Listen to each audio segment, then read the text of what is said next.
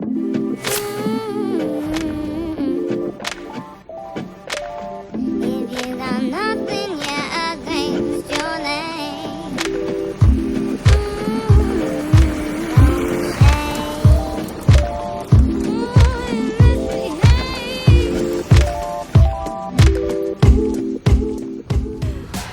we're down at Coking Farm today, and I've just started fishing here this winter. I came down 3 times through the course of the winter after lockdown just because it's nice and local to me.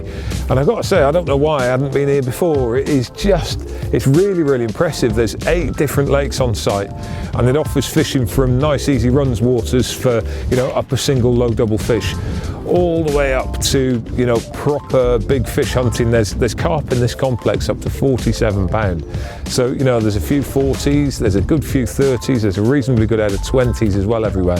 So it's a great little complex. Obviously coming in cold in the winter, it's a little bit different to coming in the summer. So it's a bit of a case of working it out and also not being able to do nights. It's been an interesting challenge, but there are some magnificent fish here, and I've caught quite a few of them too through the course of my little trips. So it can be very productive. So here we are back. Day Ticket Travels 2021, and it's springtime. The sun is out, the sky is blue, it's a beautiful day, and that's all rubbish, isn't it? Because it is freezing. Well, I think the attire gives the game away, Rob, doesn't it? It's an easterly, mate, and it is very. It shouldn't be. It's March. It's March. It is March now, actually, isn't it? But, yeah, it is March. There you go. So, Coking Farm. I've never been here before, Matt. I know you've done a little bit here, yes. Not a lot to be fair. So it's my first visit here. Impressive, a lot of lakes on site. Come down in the winter actually, because it's fairly local to me, and I don't know why I've not visited before. There's a great range of fishing on offer, from runs waters to big fish waters as well. Yeah, lovely. And the plan is just to try and get a bite. Well, we've got a day. It's a day session, which is everyone's. We're still on day onlys at the moment, unfortunately, but hopefully that will change very, very soon. But we joined the queue like everybody else. We've come down. We're on rush. And we have rushed, actually. Yes. The rods are in. We'll get back to that in a little while with you. But I think for now, because we're free, look at that. Look, watch. How cold is that? For now, I think the kettle, don't you? Definitely. Definitely the kettle on.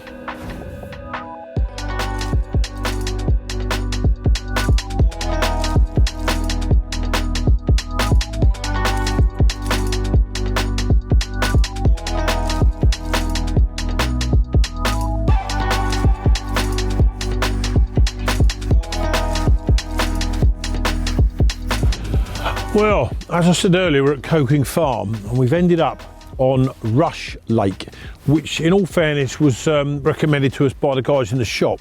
It has done a few fish lately, although we've ended up at the end, which is on an easterly, so as you can see with this, but this is also the area of the lake that's done a few fish in the not too distant past, over the weekend I think it was.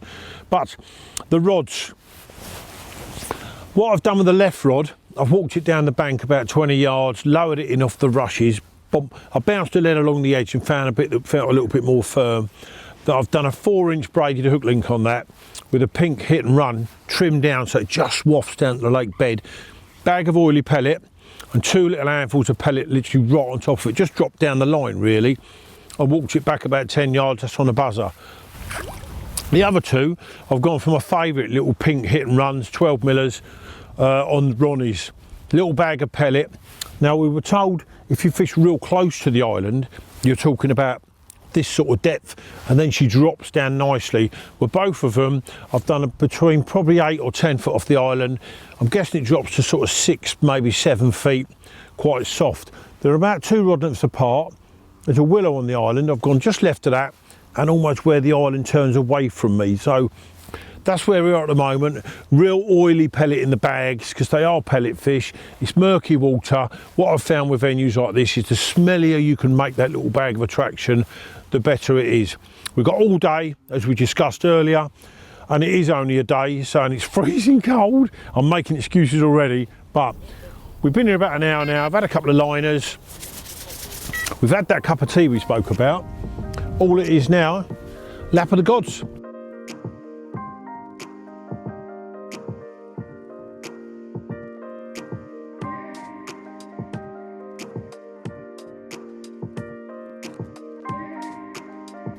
Coming onto a lake like this that we don't really know too much about, one of the most important things is to keep your options open. You know, if we both went in on the same thing, in the same place, in the same style, we'd be really restricting our chances. And Ian and I both fish fairly similarly. But today, I'm spread betting. I've got 3 different rigs in 3 different spots, fishing in 3 very, very different ways. So for example, straight out in front of us, what we've done is we've more or less got the whole bank down here and we've split it. So we've got a margin on either side. We've got an island in front. We've got a bit of open water as well. So I've gone out towards the island and I've seen where Ian's cast, and I've just gone a little bit further up the shelf. So it's shallow dropping down to a slightly deeper area in the middle. So he's more or less down at the bottom. I'm a little bit higher up there. And I've got a yellow balanced bait up there on the bottom, critically balanced. And my thought is that if he's fishing pinks out there and I'm on yellows, it might show a bit of difference on colour. Pellets in it as well, bog standard complex teas, soaked in complex tea, and then I've also got a little bit of tuna oil on top. And there's 2 oils in particular that are absolutely brilliant. Tuna and krill really do stand out as a very stinky one. So I'm just banging a bit of tuna out there. The middle rod is going out across this open expanse of water to the right hand side, not right down the margins, but slightly more open water there. And I'm fishing about a 3-foot zig, because I'm thinking they might not be on the deck all the time now. They might be a little bit higher up the water, so I'm on that. And that's just going to be randomed all over the place.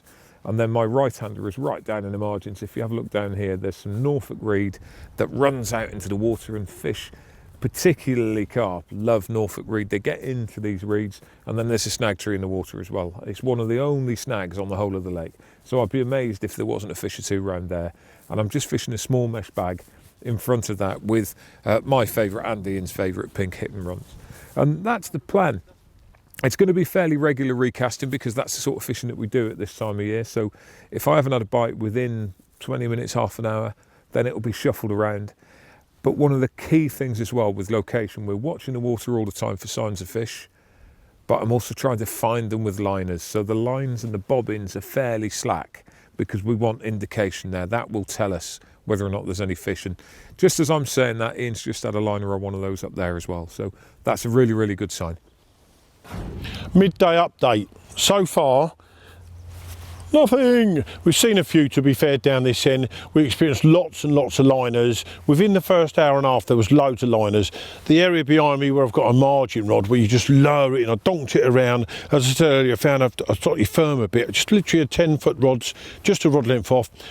A little bit of slicking coming off that, so I'm quite happy to keep that there. Started fishing close to the island, which is very shallow, but it's quite warm now, so the liners we were getting then, so we gradually dropped the rods back and back, so we're about mid-water now. Liners have ceased. I don't think we scared them off. I do think there's still a few fish around. Maybe we're on the line now, just short of them, but we've got a few hours left this afternoon. The lake hasn't done a single bite yet today, so we're not too despondent. Although I don't like going on the fact that no one else has had anything, you know, nor have we. I like the fact that I think Rob just hit the tree there, so I'm looking over the back of his shoulder there. Never mind, we won't say anything about that. But we've got a few hours left. We'll keep punching away at it.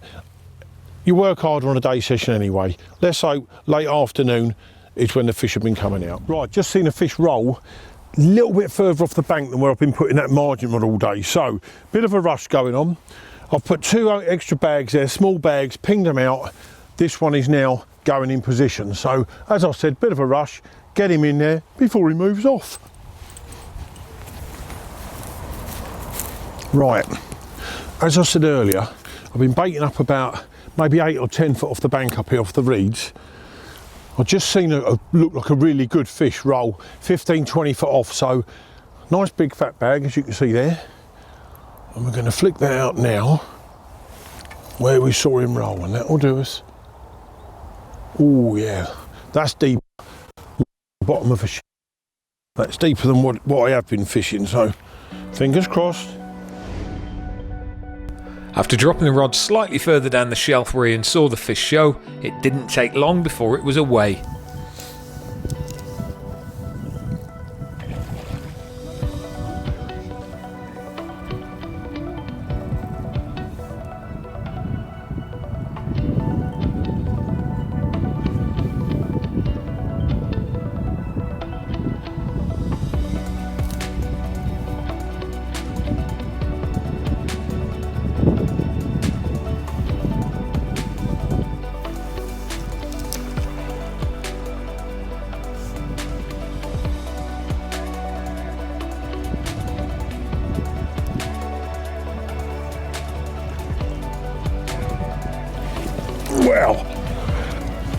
Look at that for a gorgeous result. £21 odd.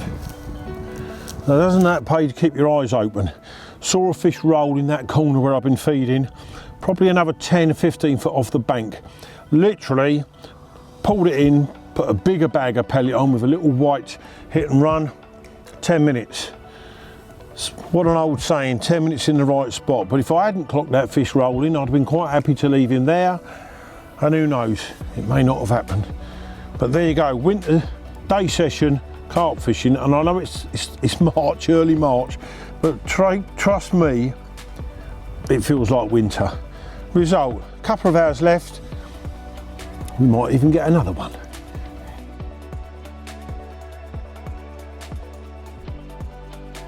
Well, that's it. As usually the case, we will show you warts and all what we're up to.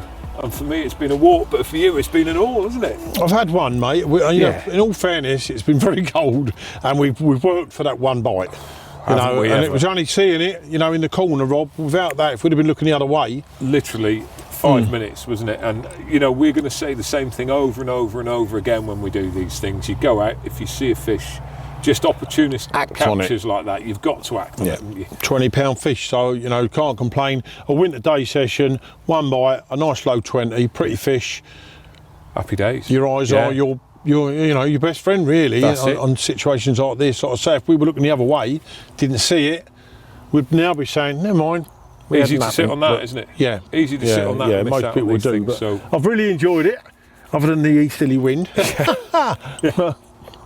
But there it is, another day ticket travel done. We'll be back again very soon, hopefully when it's a little bit warmer. Yes, and I can have shorts on. Maybe. Oh.